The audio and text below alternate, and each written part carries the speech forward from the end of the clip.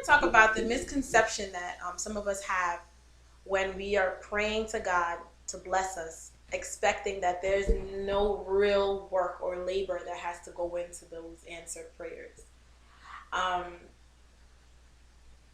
for several years, I've been praying and asking God to bless me and to, I'm being very specific in these prayers, but just for me to explain to you, sometimes I ask God to bless me or to open an opportunity or a door for me or for someone else. And I wonder sometimes if I'm ready for what it is that I'm asking for.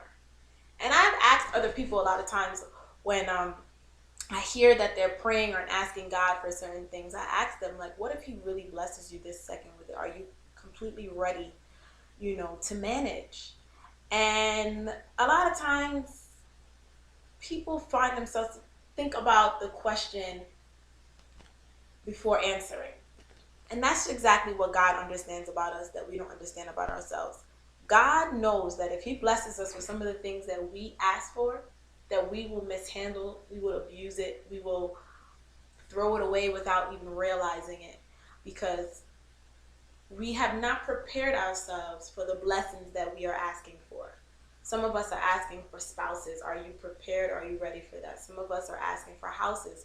Have you been um, paying your bills on time? How's your credit? How do you manage and handle money? Some of us are asking for to further. It doesn't matter, like certain jobs. It's like, okay, will you remain humble? Some of us are asking for financial breakthroughs, and God is asking, if I bless you with this money, would you pay your tithes? Do you believe in sowing seeds?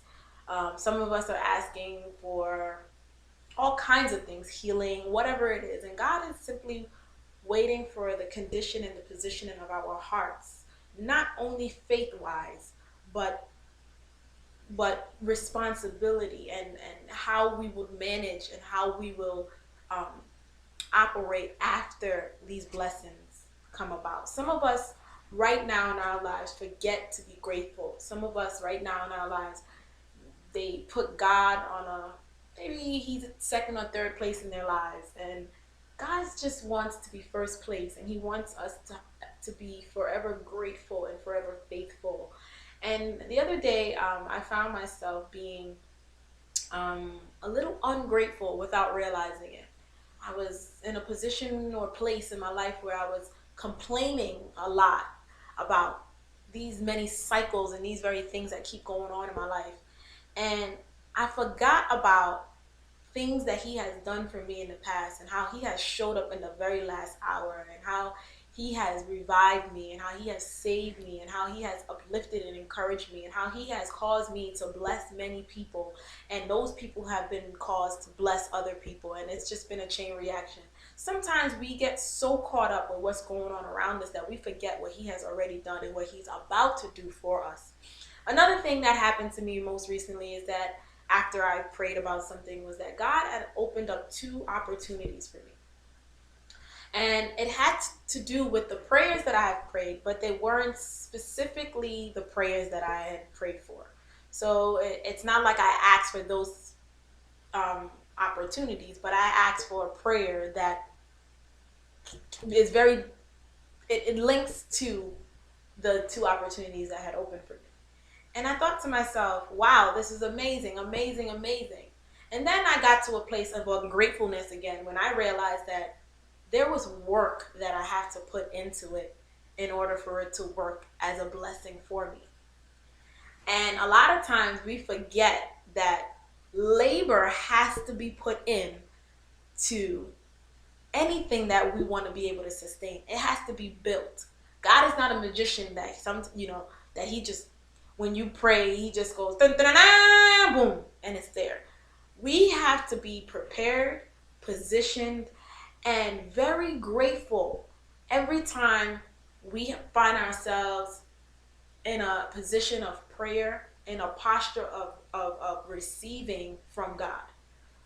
It is very, very, very, very important. The Bible speaks to us about, in the book of James, he talks about us being able to endure the and to to stand against the temptations of life, to be able to stand the trials and the temptations of life is what it says, so that we can inherit the crown of life for those who love him. Because of the love of God, we have to understand that it's required of us to endure. Jesus Christ himself endured pain.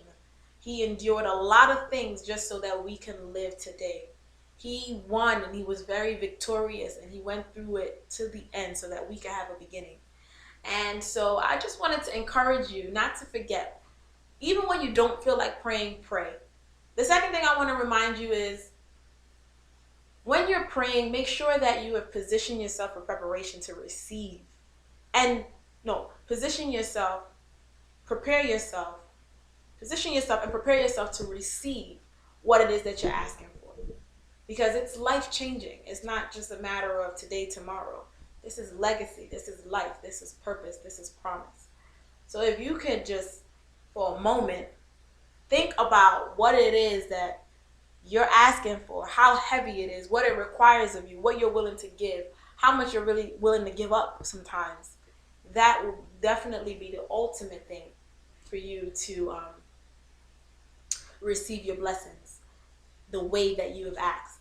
If you find yourself in a position of ungratefulness, I pray for you that you change and you turn your heart to being a very grateful heart, despite what you're going through in life.